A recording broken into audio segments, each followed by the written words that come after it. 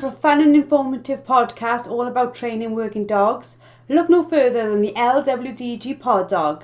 This weekly show is hosted by me, Jo Perrott, founder of the Ladies Working Dog Group, and I chat to experienced trainers and experts in the field who will give you helpful tips and advice. Whether you're just getting started or you've been working dogs for years, this podcast will have something for you.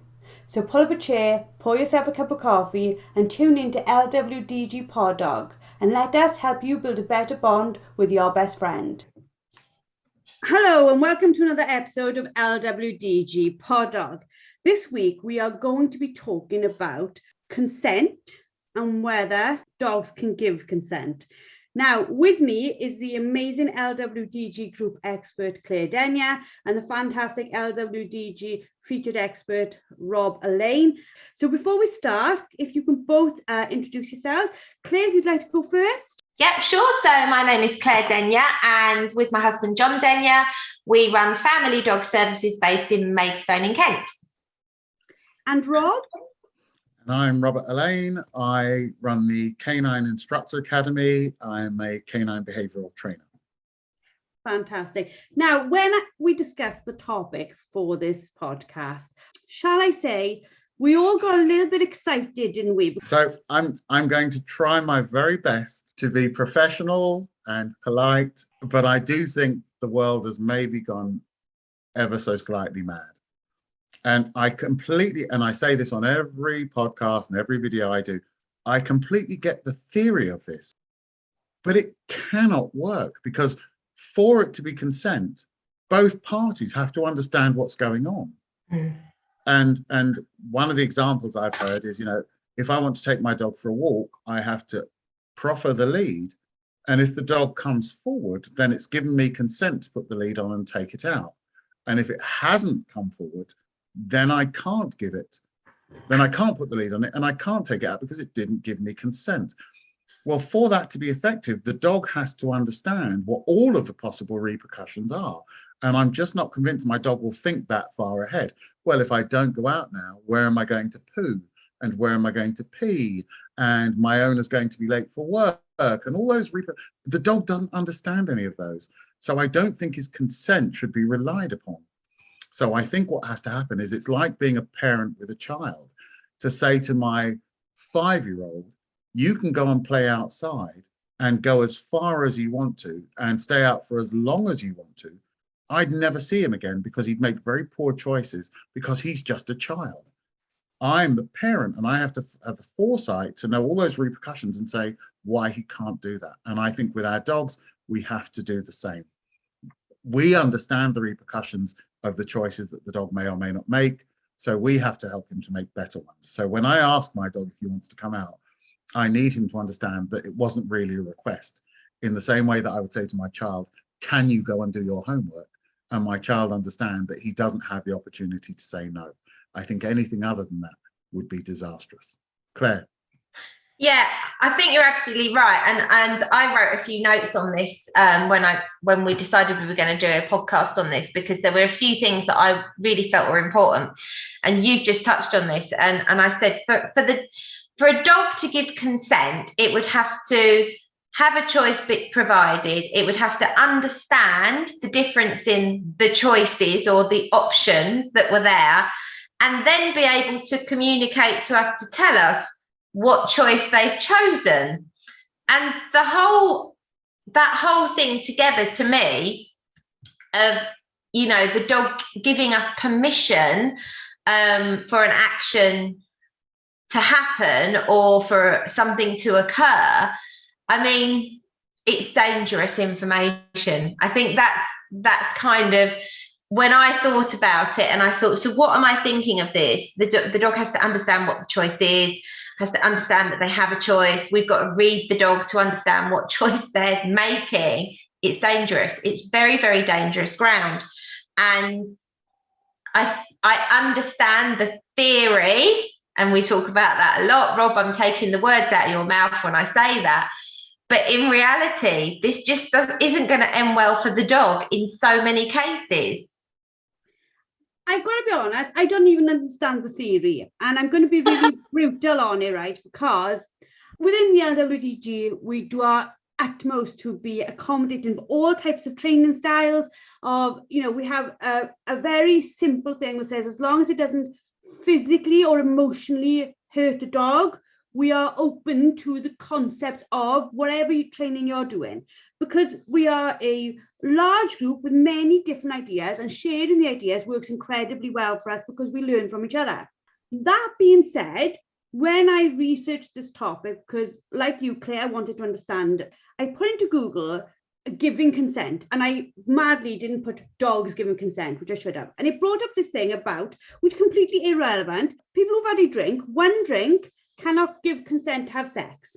Now think about that. A person who's had one drink cannot give consent to have sex, yet we are now saying that we can find ways of a dog giving consent to everything in life. Where is the thinking going on here, without getting overly passionate about it? And why are we going there in the first place? So the thing is, consent training cannot work in the same way that positive only training cannot work.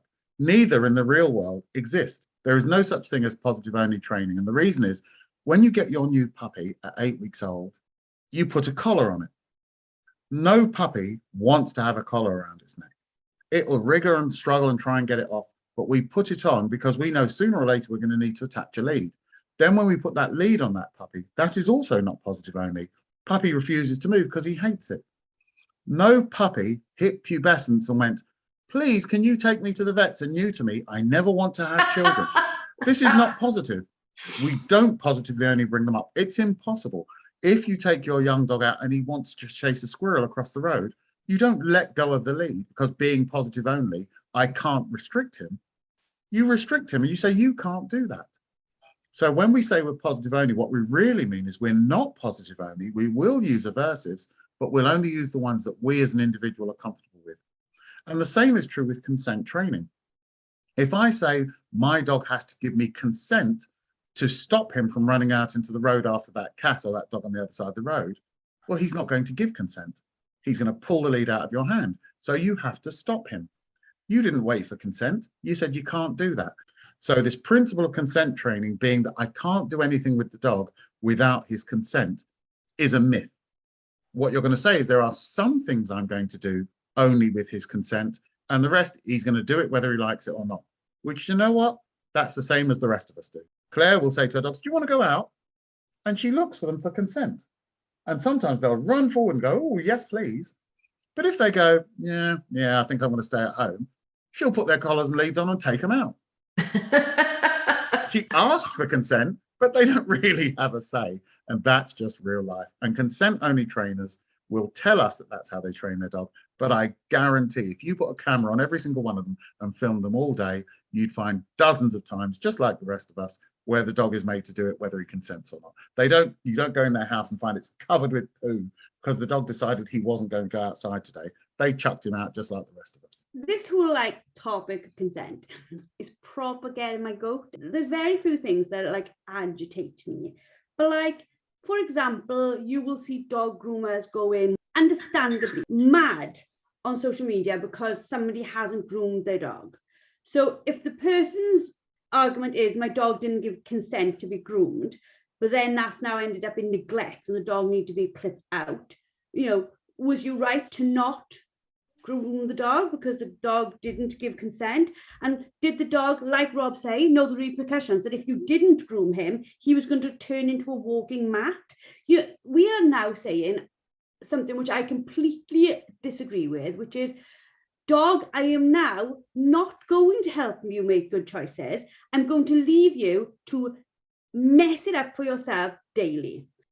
But you see, Jo, to use the analogy you just gave, he wouldn't get to the point where he had to go to the groomers and have his coat stripped because he wouldn't give consent for that either. So what would happen to that dog? He'd just end up a mat that would never be clipped because he'd never say, oh, can you please now take me to the groomers, because he doesn't like going. So what would happen to that dog? What will happen is the RSPCA will get a call, they'll come around, they'll seize the dog from you, and they'll take him and do it anyway. But it'll be because you weren't allowed, because you never gave consent. All those dogs who don't want to go out for their first walks because they're scared of going out. So you take them out the first time, they realize what the lead is, they don't want to go out again. Would we just never walk those dogs again? It's just insanity. And I don't believe there is a single consent trainer out there who would say, well, if you've got a dog a long-haired dog who doesn't want to be groomed, you can never groom him again. Any one of those would be liable to prosecution in my book for causing unnecessary suffering. But if we stuck to their rhetoric, you would not be able to groom that dog. It's true. I'm going to throw a slightly different edge on this now, just because I thought it'd be fun. We like a different edge. So I hear the word consent used a lot when I read things on forums, on blogs, things like that. And I read it and I think that's not actually consent. Some people are saying they're using consent-based training, but they're actually not. They might be counter-conditioning. They might be desensitizing, but they're saying they're giving consent, but they're not, because their end result goal, the dog will not have a choice down the road. But in that moment, they're only going so far, because they don't want to push the dog into maybe feeling really, really fearful, let's say that.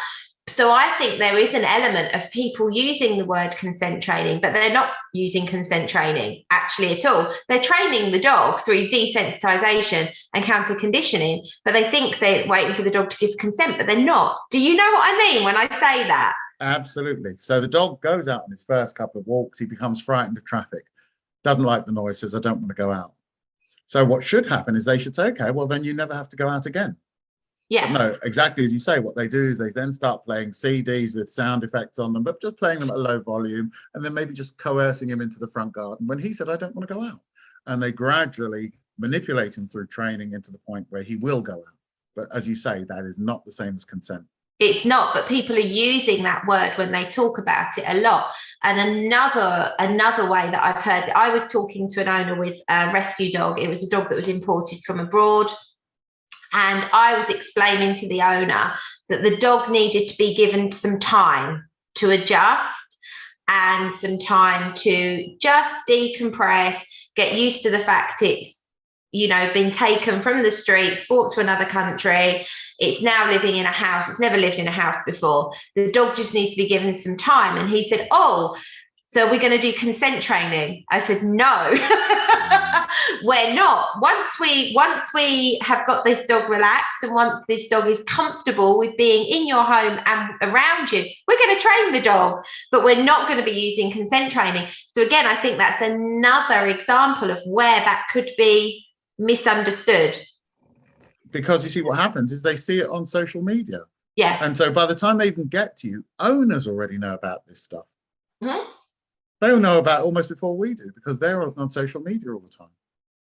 But if we're saying consent-based training is desensitization and counter-conditioning, that's got a place, and we're all using it anyway on dogs where there is an issue already there. Mm-hmm. What is getting my goat is when you're on social media and you're seeing young dogs who have no issue being groomed, for example, being encouraged to give consent to be groomed when the dog didn't have a problem with it in the first place. And I'm just like, why are you putting this up as an example of you doing consent-based training when it's not even needed, it's not appropriate, and it's just totally goddamn pointless? How many dogs come forward going, oh, Mum, can you clip my claws today, please? They're a bit long. No dog's ever going to give consent for that. So now what happens is we don't clip them, but now he's walking around on his claws. And I've worked back in my animal welfare days with dogs whose claws have grown right round and grown back into their feet. Now it's getting infected and everything. Imagine if I have to wait for that dog to give me consent to clip those. Well, he'll die as a result of the infections. I can give you a real life of this. Rob, you know very well, my youngest Labrador, Rose, absolutely hates having her nails clipped. So Joe, this goes on the theme of what you said about grooming. She hates it. Now, I don't know why she hates it, because from a puppy, She went to a groomer to experience being handled by a groomer. She had her nails clipped there. I've handled her at home. I touch her paws all the time. And then she just doesn't like it. She can't bear to look. But it was pretty bad. I remember sending Rob a video and saying, there's actually no reason. I've never cut her. She's never bled. There's no reason for her to not like this. But it's not optional. Sadly, out of my 3 Labradors, she's the only one whose nails grow really fast. The other 2, they never need clipping, and neither of them mind having them clipped. Rose hates it, and sadly hers grow quite quickly, regardless of the exercise and doing road walks. You hear all these people saying, well, do road walks, they won't need doing. She does road walks, they still need doing. So it's not optional, they have to be done. So I did go through a process of some desensitization and counter conditioning, and she still hates it, but she does it. She tolerates it. She's rewarded for having it done. And we've made a little bit of a game out of it. We always at the end finish with her retrieving the nail clippers. Then that's when she knows that it's over. But at no point could I say, well, she needs to give me consent. Her nails would be dangerously long by now if I had allowed that to happen. If you think about it, though, the first time a puppy is literally violated is when it's born and its mother, whether it wants to, grabs it. It's just born, licks it to death, licks its backside, licks its face. As they grow up every day, she grabs them and she forces them to go to the toilet, and they literally, bless the little hearts, they don't lay there enjoying it, they squeal, they just want to go back to the milk seat, they really don't want it done. Okay, so a dog's, even to keep on the grooming theme, dog's experience when it comes to your 8-week-old grooming is not in any way fun. It's been like abused by its mother. Now, if you think about it like that, what we then do when we gently like brush it with his coat, leave its bits alone pretty much all the time, and try to look after it, is nothing in relation to the experience it's had, but it still does need to have it done. Like you said, cutting claws has to be done, and sometimes in life, whether we want things to be done or not, they've just got to be done. They're not negotiable. But that's kind of, you're exactly right. And what's happening, Jo, is that people will say, no, I'm a consent trainer. I only do things with my dog when he gives consent. And then you'll look at that dog and its claws are beautifully pedicured. And you think, how did that happen then? And she say, do you never clip his claw? Oh, well, yeah, I do that. But that has to be done. And I said, well, then, but that's not consent, is it? Well, no, but obviously it's not. And I get this like with positive only trainers. I say, well, but if you put a lead on him and make him go the route you want, that's not positive only, is it? Well, no, it's not. But, I try to be as positive as I can. And I said, well, then you're not a positive only trainer. You're a try to be as positive as I can only trainer, which is not the same thing. And I think it's exactly the same with consent training. It's consent right up until the point it's not practical for me to be consent, and then I will do it anyway. But then if you think about it, isn't that label or labels the rest of us? Because the rest of us are doing exactly the same thing. We're all consent trainers. Trying to give our dogs the best life experience we possibly can. If, for example, going back to your squirrel crossing the road, whether the dog likes it or not, it has to stop. It can't give consent to do it because it's going to die and it's against the law. And having a collar on is the law. And, all these things, we can't remove them from the dog's life because to do so would be neglectful. So why are we now giving them labels as I'm a consent-based trainer, I'm a positive only based trainer? Well, actually, no, you're none of those things. You're just a trainer like the rest of us. If you want to mess with people's heads, what you do is you say, we are all consent trainers and we are all positive only trainers, because we're just like the ones who actually use those titles. Because what they do is they use that title and they follow through with that principle, except when it's not practical to do so, in which case they do the same as the rest of us, which is what we do. I'm positive only with my dog, except when it's not practical to be positive only, and then I'm not positive only. And that's just what they do. Yeah, I'm completely positive only. Oh, except when I want to get him across the road and he doesn't want to go. Or except when I need to groom him and he doesn't want to be groomed. Or except when, just like the rest of us, I'll say to my dog, do you want to go for a walk? And he goes, oh, yes, please. But if one day he said no, I'd say, get your ass in gear, we're going out. I'll get his lead and put it on him and take him anyway. And that's what really they're all like. They just want a label that suggests there's something different, when in fact, they're really not any different. And if they were, they wouldn't be able to keep their dog. It wouldn't be living with them very long because it would make terrible choices. Yeah, I was just going to say, I'm just going to give an example here. You get a lot of people that say about consent training. Now, if your dog has an injury, gets really injured out on a shoot day perhaps, or anything like that, you're not going to wait for the dog to give consent to treat that dog, are you? You're just going to get on with it. You're going to restrain the dog. You're going to do what needs to be done to save that dog's life. So it's just not, I get in theory with certain things, you might want to go through a process of the dog liking you and allowing you to do certain things. But again, this comes back to, well, actually, you're desensitizing the dog to it then, aren't you? Because you're getting the dog to a point where the dog goes, oh, I'm all right with that now. And you've trained that. That's not consent. And I think we've just got to stop using all this terminology that makes owners confused, that makes owners get so confused that they're doing wrong by their dog, when actually they're not doing wrong by their dog. They're doing the right thing by their dog.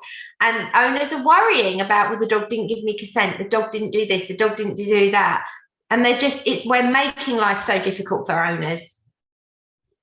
And I don't see the benefits of it. For example, if you're going to give your dog a true life of consent, you better open the door and pray that your unneutered dog doesn't smell a dog 4 miles away and doesn't come back for 3 weeks while it goes and does its business. And then it might not come back because it might have found somebody else somewhere else that was providing it with, additional food. Some farm had started putting food up for it. So now it's quite happy living there because it's got freedom and it gets food every day. It's just mind-boggling. So I don't like to have a podcast where we say, stop the nonsense. But this is probably the one where I definitely do want to say, just stop the nonsense. Just have a conversation with yourself about what is it that you're trying to do. Because if you're saying, I'm trying to train my dog in a kind and loving way, we can all sign up to that. Yeah. So I don't want to push my dog into anything. I'd like to give it time to get accustomed to a lead, or get accustomed to getting in the car. We can all sign up there. We'd all lay behind you, clapping you. But then please don't put the word on it, oh, I'm consent-based training my dog. Yeah. As Claire said, and she's absolutely right, for it to be consent, both parties have to fully understand the repercussions of the choices. Your dog would have to understand the repercussions of just walking out the front door and you not being able to stop him. He'd have to understand that he might get stolen, he might get hit by a car, he might get attacked by other dogs. And if he understood all those, he might make the choice to not go out the front door. But of course, he doesn't understand any of those, so he just runs out and gets hit by the first passing car. There's no way any consent-only dog trainer would allow that to happen. They won't give him consent. They'll prevent him from running out the door, and they're not going to stand there with some treats saying, well, you can choose the treats and choose to stay with me, or you can run out the front door. They're not going to do that. So what's the point in calling yourself a consent trainer if you know there are a huge number of things that you won't give the dog choice to concede on? But what's the point? It is difficult then to think, I fully agree with you, there is no point. But I agree also then with what Claire said, in the fact that in doing so, you are causing new owners to be even more confused on what it is they are meant to be doing with their dog. There has to be trainers who go, actually, I'm not going to give this the label of I'm a consent-based trainer, because it's better for the owners not to get confused. I don't know why we've got into this thing of making this more complicated. You just described it perfectly. When those puppies are born, mum's not going to sit there waiting, tongue lolling, to see if they give consent for her to wash them. She's just going to get on with washing them whether they like it or not. And they're just going to have to get used to it, because that's how real life works. I can remember being a child and not wanting to have my hair combed, not having to have my face washed. You just have to do these things. It's madness to suggest that we should give the child the option. It will make terrible choices. And a dog has even less foresight than my child. It just doesn't make any sense. We're making things way too complicated. And there's a reason I say all the time why we've done all this crazy stuff with dogs. And the number of dogs going into rescue is at unprecedented levels. The number of dog attacks goes up year on year. We've had more deaths from dogs this year, and we're still only just into October, than we had last year. This isn't working. We can see this is not working. Dogs have no self-control. And as a result of that, they're making bad choices. And I always say the majority of problems I see as a behavioral trainer are dogs with no self-control. It's not that they're aggressive. It's not that they've got separation anxieties. Those are the symptoms. The problem is the dog is not being brought up with any self-control. And consent training is just another very dangerous step down that road. So I cannot endorse consent training as a concept. It's fundamentally massively flawed. And to me, anyone who can't see that probably shouldn't be working with an animal capable of killing us. That's my opinion. I have nothing to add on that at all. I entirely agree. I entirely agree as well. And I think that's sort of where we can bring this week's podcast to a close. If you don't agree, please go along to our LWDG blog. The link to this podcast will be there. Write in the comments your thought. Give us the ideas that you have around it, because we are an open community. And if there's something that you can add that you think disproves our thoughts on this, we really would like to read them. And I mean that sincerely. Mine's are best used like a parachute, keep them open. And we do that as a group. If you want to find out where any of our other podcasts, please go along again to the website. It's www.thelwdg.com. You'll be able to find all our free content there. There's loads for people to read, loads for people to listen to. I'd like to thank you both for this podcast. I'd like you both for keeping it incredibly professional, because I do know that we are probably even more passionate about this topic when the record button isn't on than we have been today. I don't know what you mean. If you are somebody who's tried to consent-based train their dog and you are struggling, please contact us again, and we will try and help you find some free resources or help you with the membership to find a way forward to make sure that your relationship with your dog turns into something really positive and really beneficial for the rest of the dog's life. Thank you very much for listening, and we hope to speak to you all next week. Thank you for listening to LWDG PODDOG with me, Jo Perrott. Now, we all know training a dog takes time, energy and patience, but our lives can be really, really busy. Don't worry, the LWDG has got you covered. Join us for our free planning workshop, where we'll show you how to use short 10-minute training sessions each day to fast forward your dog's education. Our experts have years of experience in training dogs and will help you get started on the right foot. Register now and start making progress with your furry friend today. Go to our Facebook page, the Ladies Working Dog Group, and click on the pinned post, or visit www.thelwdg.com.